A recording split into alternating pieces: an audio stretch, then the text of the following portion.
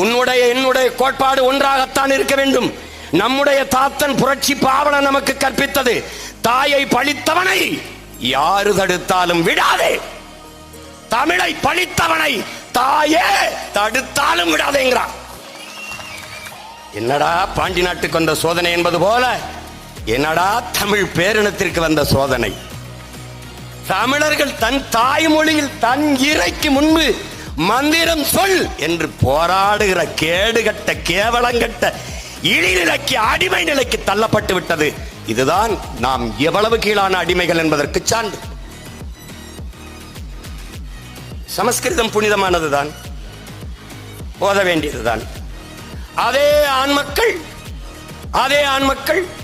அதே ஆகமம் பேசுகிற மக்கள் சீக்கியனின் பொற்கோயிலுக்குள் ஓதிவிட்டு வாருங்கள், சொல்லிட்டு வா பாப்போம், சொல்லிட்டு வா.